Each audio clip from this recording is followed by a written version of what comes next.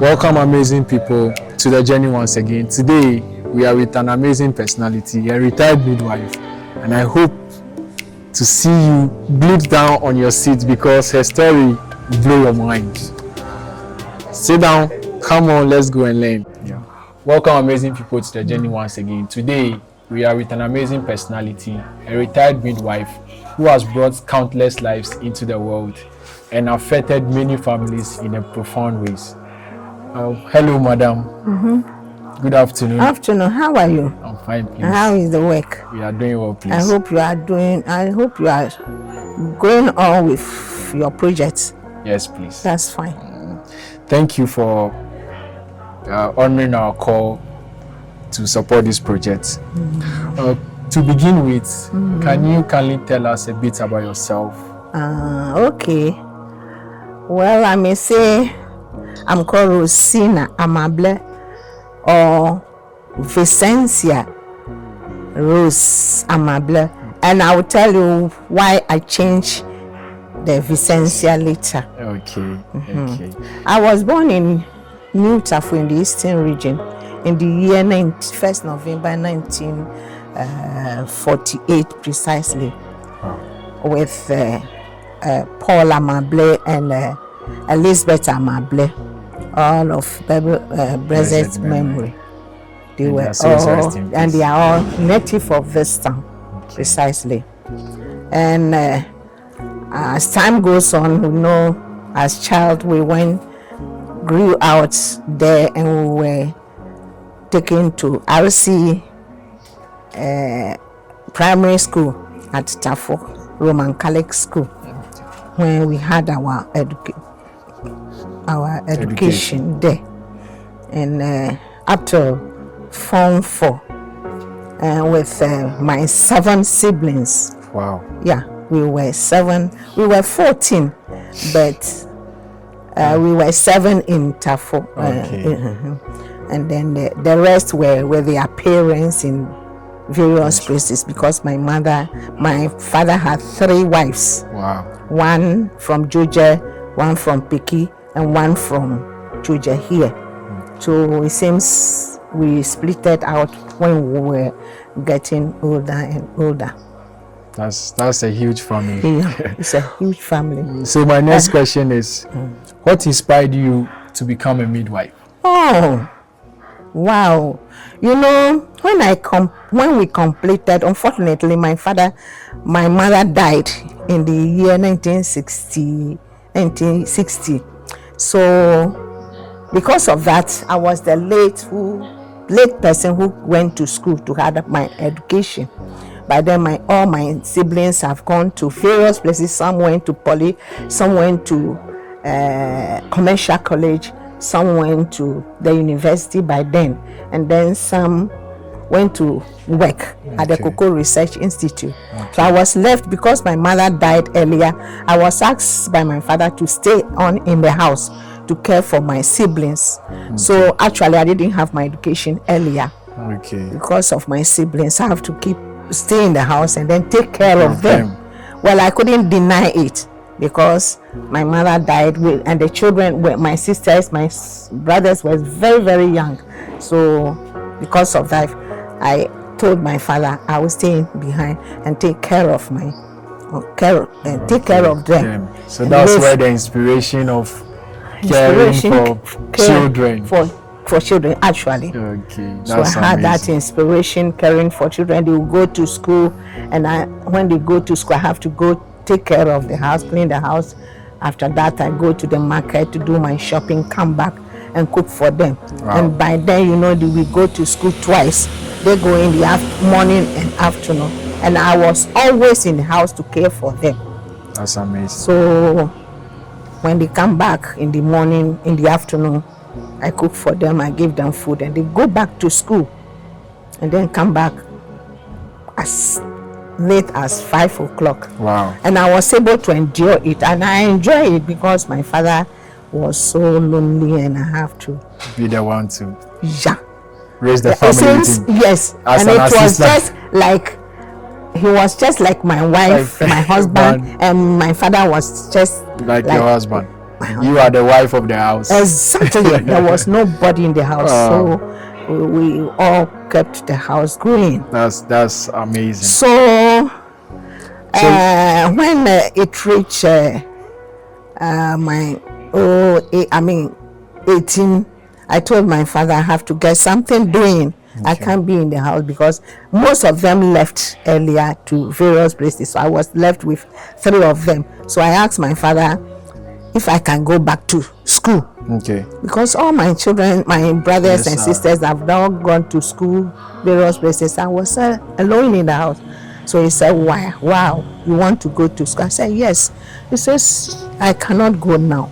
And I said, ask my father why. And he said, still he is alone, he has to go to work, come back, and then there will be nobody in the house. And then no. So I started weeping. He said, oh, don't weep. You will by all means go to school.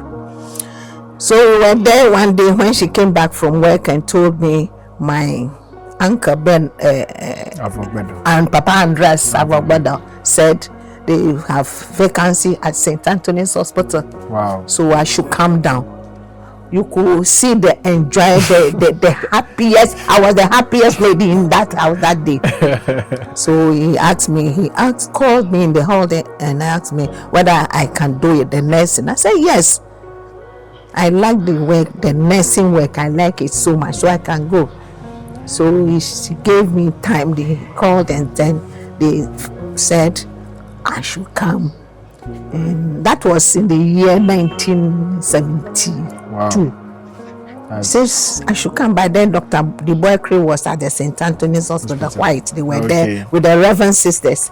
So my father packed my things and so happily, and then he brought me. By then, he was having his own car. Wow. So he brought me to Kofredwa so that I can board a whole car to Georgia. Wow. So he brought me to Kofredwa. So he took me to Ho station and I boarded the Ho car, came to Ho and then boarded Georgia. Okay. So when I reached Georgia, I said no, I should go to Papa Andres' house and tell him I've come. So when he saw me, he was so happy. And so you have come? Say yes. He said, dress, prepare yourself and meet me at the hospital the following day. So by then I went and lodged with my grandmother at Borava. Wow. By then in the early 70s. So my grandmother also so happy when he saw me. So the following day I went to the hospital and Papa Andreas came and they introduced me to the Reverend sisters, Sister Margaret, Sister Akkad, Sister Monica, many of them. So I had a small interview in their office and they asked so many questions which I was able to answer some of them. Okay. So they gave me 1 week to go and prepare and then resume. So by then you won't have appointment letter. You know, these Reverend sisters, they will just like tell you to come to work so and so date. Okay. So I went the following day and they gave me adult ward. Wow. So I met some nurses whom I can mention a few. I met Sister Lucy, Sister Monica, Sister Gertrude. Okay. That I can remember. Okay. So they introduced me to them. So we started the work and I was going. 3 months they sent me to OPD records. So I went there, met one sister, Nesisu, a strong lady at the records, who was teaching me how to pull the cars, how to record names. Okay. So I was there for 1 year, and then they sent me back to consultation. Wow. Yeah, to consultation. We didn't know that time. Okay. So I went to consultation. It was consultation ward that I stayed most because the doctors like me so much because I can explain. When the doctors ask questions, they see I can explain it to the patient. Okay. And so we were having some things that they will use to show the people, and I was able to do it. So I stayed in OPD for at the consulting room for so many years. Wow. So it came to a time when they needed more nurses, trained nurses. So they asked me whether I can go and do the nursing. I said yes, I can go and do nursing. So interesting. They said they will ask us, 3 of us, to go to Raura. That's now OT region. OT region. So I told Reverend Sister, the place was too long for me and I cannot go there. And then she asked, where do you want to go? And I said, I can go to Eastern region because my parents were there. And they said, okay. So they wrote a letter, gave it to me, and said I should go to my parents and then tell my parents that they would like me to come and do nursing in Eastern region. So when I went, my father said, no, you can't do nursing in Eastern region. You have friends, so you won't take it seriously. So he went to work and brought me a graphic where they cut, and they said nurses wanted to be trained. And yeah, so we're so happy. So my father applied, who wrote the letter, applied, and then posted it.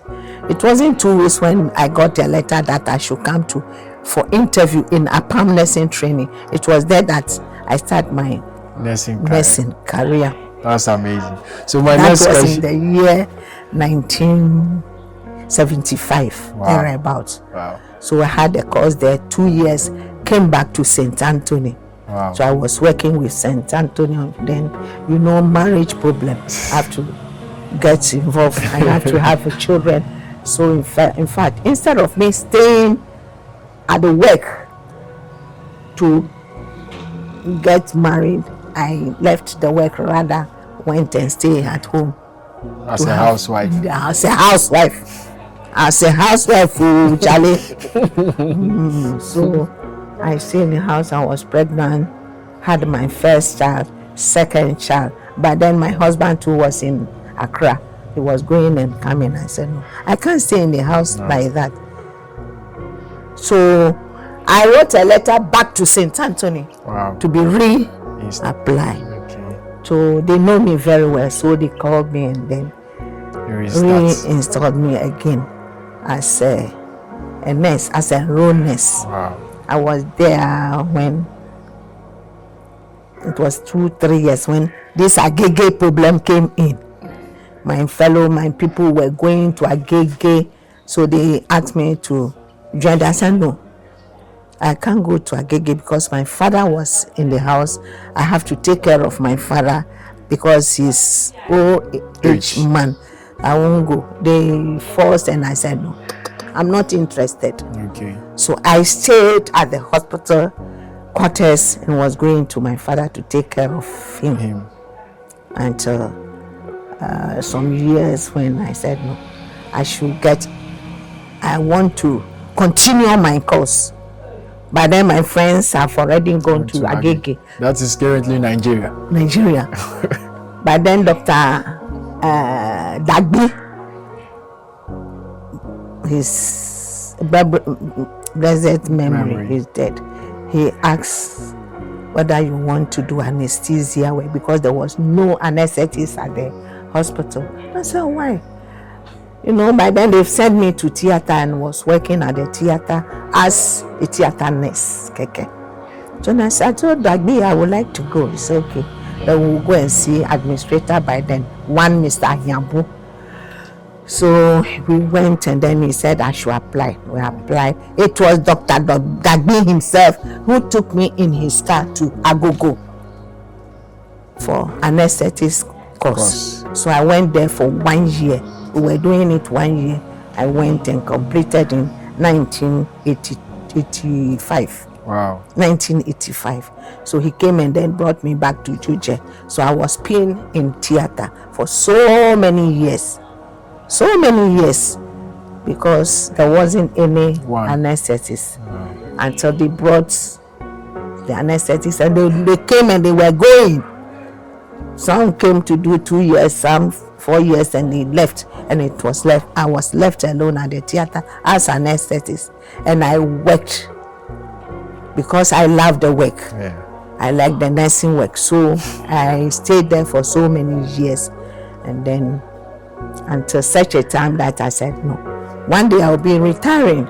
I need something special to work with, so I decided to do my midwifery again. Wow. And you could see by then I was at the age of 50 plus, and I said, no, I'll continue.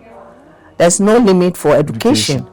So I forced, and I applied for midwifery. I was called at the Brekum nursing training, Brekum midwifery training college. So I went there and did 2 years at Brekum as a midwife. So I came back, and because I was hard working at the theater, they sent me back to theater again. Look at this. I was furious, and doctor, by then, who was then? One of the administrators were then. I said, I need practicals. When I'm in the theater, how would I learn, get experience in midwifery? I can't get experience. No, he said no. It was there that I have to write a letter to bishop, administrator, and the doctors that I said I was going to do midwifery after having nursing and anesthetics course, and to do midwifery, and they will not allow me to do. I'm back, and they will not send me to maternity ward to work. You can imagine. I sent a letter to Bishop Adam T by then, gave one to Mr. Hiabu, gave one to Dr. Grobiche by then. So in fact, they were annoyed because I went far by giving the letter to Bishop without their knowledge. Without their knowledge. So really, I went the following day and I apologized for Dr. Ahiabu that I was sorry. And I sent the letter. I was annoyed, and I sent the letter, so they should forgive me. So they said, and I was okay. So I was at the theater because there was no anesthetist. Wow. I was still pinned at the theater until they applied for anesthetist who comes from Georgia, but he was working in OT region by then. He came and he did 2 years, and he said he was also going to do MA course. So he also left, and I was still there.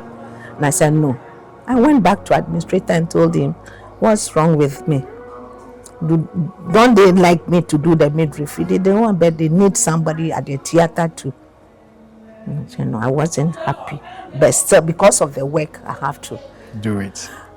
Abide with the laws. So I went back until they got somebody to train as an anesthetist. So they sent the one to Kolebu, so they trained the one for 2 years and brought him until I was released to midwifery, to maternity ward. And maternity ward, I didn't work there so much because my interest was fading off. So they saw it. So I said I'll go to antenatal ward. So it was antenatal. There I was and sent to emergency ward for some time, and then I was brought back to antenatal. So I can say it was antenatal that I worked until I retired. Wow. So what was your first experience like when you helped deliver a baby? Oh, it was interesting. My first delivery was one afternoon. I was on afternoon duty when I got a labor case. I have to monitor the case. You know, the pathograph, she's aware of that pathograph. You have to do that until when the lady got to the third stage, and I have to prepare her for pushing. So I reassure her, put her into position, and okay, amazing people. I hope the early life story of Madam Rose has impacted you in a way. And if it does, kindly drop it in the comment section below. Make sure you share, comment, and subscribe. See you in another episode.